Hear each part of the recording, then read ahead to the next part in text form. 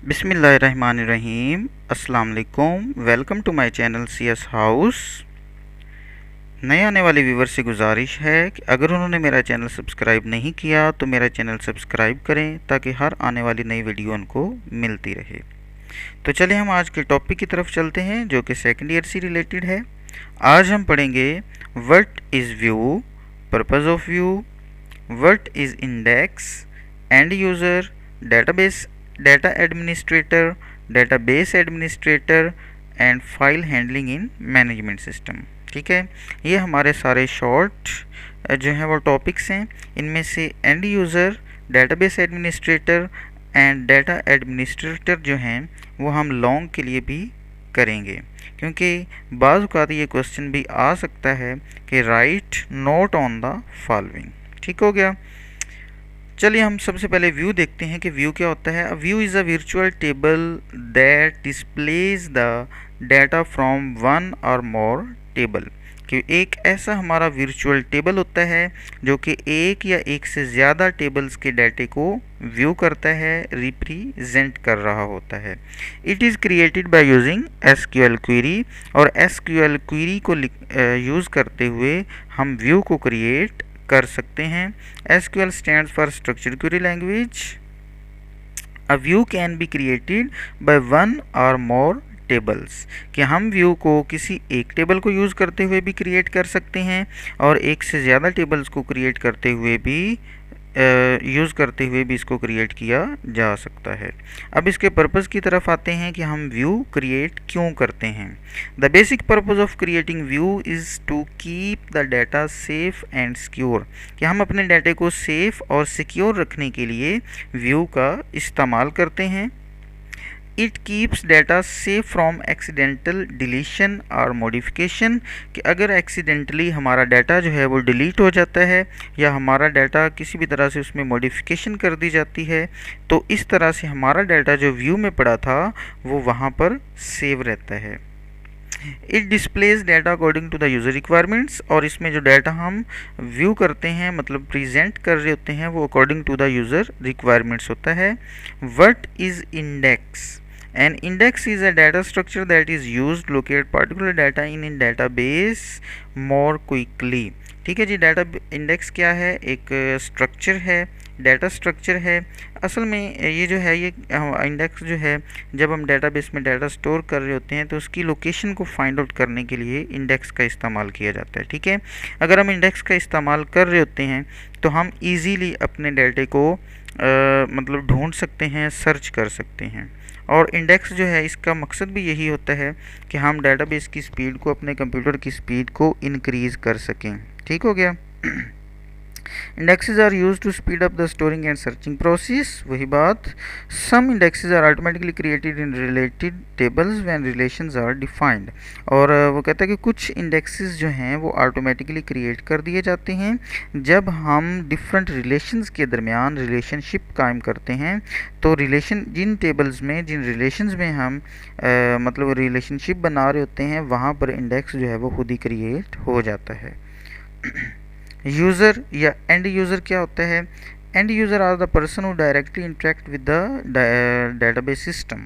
कि वो ही पर्सन होते हैं, वो लोग होते हैं जो कि डायरेक्टली डाटाबेस सिस्टम के साथ कनेक्ट होते हैं, इंटरेक्ट होते हैं। असल में एंड यूज़र हम कंज्यूमर को भी कहते हैं। मतलब कंज्यूमर क्या होता है, इसकी एग्जांपल समझने के लिए हम कह सकते हैं कि सपोज़ कर लें, चलें जी हम साबुन की बात करते हैं। अब बनाने वाला जो है वो मैन्युफैक्चरर होगा, उसके बाद होल सेलर आएगा, उसके बाद मतलब डिस्ट्रीब्यूटर होगा, होल सेलर होगा, उसके बाद रिटेल, ठीक है, रिटेल वाला होगा, रिटेल सेलर होगा। तो एंड पर जो एंड यूज़र होता है ना वो पर्सन होता है या कंज्यूमर उसको हम कहते हैं जो सबसे एंड पर होता है और उसको यूज़ करना उसका काम होता है। ठीक है, उसने कैसे बना, किसने बनाया, उसको इस चीज़ से कोई गरज नहीं होती, उसका काम होता है उस प्रोडक्ट को यूज़ करना। तो एंड यूज़र भी ऐसे ही कुछ पर्सन होते हैं, ऐसे ही लोग होते हैं जो डाटाबेस में डाटाबेस को इस्तेमाल कर रहे होते हैं, उसके साथ डायरेक्टली जो है वो इंटरेक्टेड होते हैं। They use database applications without technical knowledge of data. उनको कोई टेक्निकल नॉलेज नहीं होता कि डेटाबेस एप्लीकेशंस किस तरह से लिखी गई हैं, डेटाबेस का स्ट्रक्चर क्या है, डेटाबेस किस तरह से बनाई गई है। इस चीज़ से उनको कोई गरज नहीं होता, इस चीज़ का उनको नॉलेज नहीं होता, लेकिन उनको डेटाबेस यूज़ करना आती होती है। जितना मतलब उनका काम होता है उतना उनको आता है। They do not right an application program, कोई एप्लीकेशन प्रोग्राम नहीं लिख सकते। The end user must have knowledge of using installed software in database, कि डेटाबेस में जो सॉफ्टवेयर हमने इंस्टॉल्ड किए होते हैं उन सॉफ्टवेयर का यूज़ उनको आता होता है। ठीक है, मतलब सिर्फ उनका यूज़ करना कि हमने उस सॉफ्टवेयर को यूज़ कैसे करना है, डाटा वहाँ से एक्सेस कैसे करना है, डाटा हमने मतलब जितने उसको राइट्स होंगे अब उसके राइट्स के मुताबिक मतलब एक्सेस कैसे करनी है हमने, मतलब अपना उसमें से डाटा डिलीट करना है या इंसर्ट करना है या कोई भी वहाँ पर फंक्शन परफॉर्म करना है तो वो कैसे करना है और सॉफ्टवेयर को किस तरह से यूज़ करना है, इस चीज़ का नॉलेज उनको होता है। ठीक है। इसकी एग्जांपल है हमारे क्लर्क्स वगैरह, जो क्लर्क्स होते हैं या हमारे वो डाटा जो उसमें पुट कर रहे होते हैं वो लोग, कंपोज़र वगैरह। ठीक है। डाटा एडमिनिस्ट्रेटर जो होता है ये बड़ा इंपॉर्टेंट पर्सन होता है और इसकी ज़िम्मेदारी होती है मॉनिटरिंग करना। ठीक है। A data administrator is a person who is responsible for entire data of an organization, कि पूरे ऑर्गेनाइजेशन का जो डाटा होता है उसकी ज़िम्मेदारी किसके पास होती है जी, डाटा एडमिनिस्ट्रेटर के पास। ठीक है। He normally develop overall functional requirements of database used in organisation, वो सारी जो उसकी फंक्शनल रिक्वायरमेंट्स होती हैं कि डेटाबेस में कौन कौन से फंक्शन होने चाहिए, कौन कौन से उसकी रिक्वायरमेंट्स हैं, एक ऑर्गेनाइजेशन में डाटा हमने किस तरह से वहाँ से हासिल करना है, किस तरह से वहाँ ऐड करना है। ठीक है। ये सारी जो रिक्वायरमेंट्स होती हैं ये कौन हमें बता रहा होता है, डाटा एडमिनिस्ट्रेटर जो है वो बताता है कि हमारे ऑर्गेनाइजेशन की रिक्वायरमेंट्स क्या हैं। He control and manage the whole data base system, और सारे डेटाबेस सिस्टम को कंट्रोल करना और मैनेज करना भी इसी का काम होता है। ही also communicate with user when necessary, और यूज़र के साथ ये कम्युनिकेट करता है। और व्हेन नेसेसरी मतलब अगर ज़रूरी हो तो उसके साथ कम्युनिकेट करेगा, अदरवाइज़ कम्युनिकेट करने की ज़रूरत नहीं है। He conducts user training when required, और यूज़र जो है उसको ट्रेन भी करवाता है, मतलब ठीक है उसको ट्रेनिंग भी देता है। अगर यूज़र को यूज़ करनी चीज़ें नहीं आ रही, डेटाबेस को यूज़ करना नहीं आ रहा, तो इनफैक्ट उसे वो ट्रेनिंग भी प्रोवाइड करेगा। He should participate in developing data dictionary and preparing documentation. Data dictionary को डेवलप करना और डॉक्यूमेंटेशन प्रिपेयर करना, उसमें भी ये पार्टिसिपेट करता है, उसमें भी ये अपने जितना उसका एक्सपीरियंस या उसके पास नॉलेज होता है उसके मुताबिक वो काम करता है। He authorises access to the database, और ये डेटाबेस को ऑथोराइज करता है, मतलब एक्सेस किस बंदे को कितनी एक्सेस देनी है, ये भी यही जो है ये डिसाइड कर रहा होता है हमारा data administrator. He coordinates and monitors the use of database, और कोऑर्डिनेट भी करता है और मोनिटर भी इस चीज़ को करता है कि डेटाबेस जो है वो किस तरह से यूज़ कर रही है, कौन कौन उसको यूज़ कर रहा है और कैसे यूज़ कर रहा है। ठीक है, ये सारी इसकी रिस्पॉन्सिबिलिटीज़ होती हैं। डेटाबेस एडमिनिस्ट्रेटर ये जो है ये हमारा वेरी इंपॉर्टेंट पर्सन होता है डेटाबेस में। A database administrator is an important person in development of any database system. किसी भी database system को बनाने के लिए बड़ा ही important बंदा है हमारा database administrator.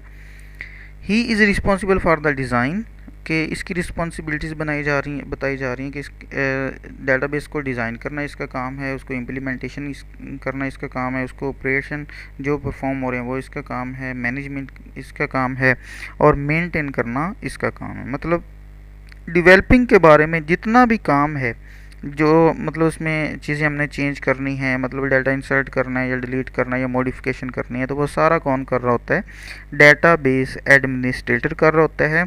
इसके पास राइट्स जो हैं वो टोटली होते हैं, बाकी जो हमारे एंड यूज़र होते हैं उनके पास 100% राइट्स नहीं होते, उनको एक लिमिट तक जो है वो एक्सेस दी जाती है।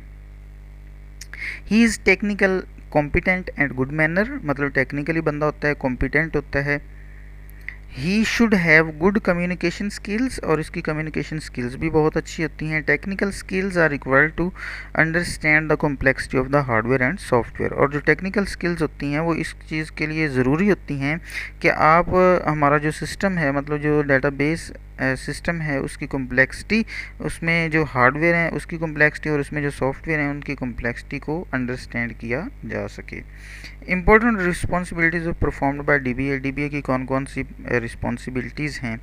सबसे पहला जी इंस्टॉलेशन ऑफ डेटाबेस सॉफ्टवेयर, के डेटाबेस सॉफ्टवेयर को इंस्टॉल करना, मॉनिटरिंग डेटाबेस सिस्टम, मॉनिटरिंग करना उसकी, सॉल्यूशन ऑफ एनी प्रॉब्लम, अगर डेटाबेस में कोई भी प्रॉब्लम आ जाता है तो उस प्रॉब्लम को सॉल्व करना, assigning permission to different user to database system, और डिफरेंट लोगों को परमिशन करना कि वो डेटाबेस को यूज़ कर सकते हैं या नहीं कर सकते, taking regular backup of data का रेगुलर बैकअप लेना, ठीक है, ये इसकी रिस्पॉन्सिबिलिटीज़ हैं। और लास्ट में है restoring the system in case of any problem, अगर कोई प्रॉब्लम आ जाती है तो डेटाबेस को रीस्टोर भी किया जा सकता है, मतलब हमने उसका बैकअप लिया हुआ था, अगर हमारा डाटा डिलीट हो गया तो हम उसको रीस्टोर कर सकते हैं। Data handling in file management, या इसको हम ये भी कह सकते हैं कि how data is stored and retrieved in file management system, कि हम फाइल मैनेजमेंट सिस्टम में किस तरह से अपना डाटा स्टोर करते हैं और अगर हमें ज़रूरत हो तो किस तरह से रिट्रीव किया जाता है। The file management system uses files to store and retrieve data, file management system में क्या होता है, हम फाइल्स का इस्तेमाल करते हैं डाटा को स्टोर करने के लिए और फिर उसको वहाँ से रिट्रीव करने के लिए।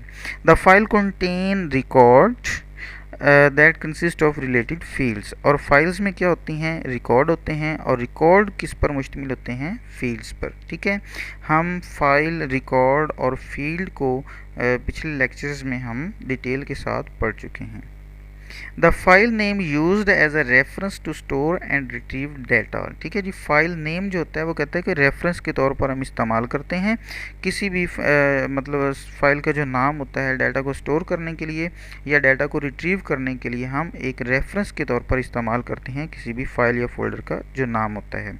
It refers to the corresponding memory address for a specific field, और वो कोरस्पेंडिंग मेमोरी मतलब उसकी जो कुछ खास मेमोरी भी होगी, उसका मेमोरी नंबर होगा, ठीक है, मतलब जब जैसे भी हम जब भी डाटा स्टोर किया जाता है फाइल के अंदर तो उसको एक मेमोरी एड्रेस प्रोवाइड किया जाता है और उसी एड्रेस की मदद से हम उस डाटे को सर्च कर सकते हैं, उसी की मदद से हम उसको रिट्रीव कर सकते हैं। स्टे ब्लेस्ड, अल्लाह हाफिज़।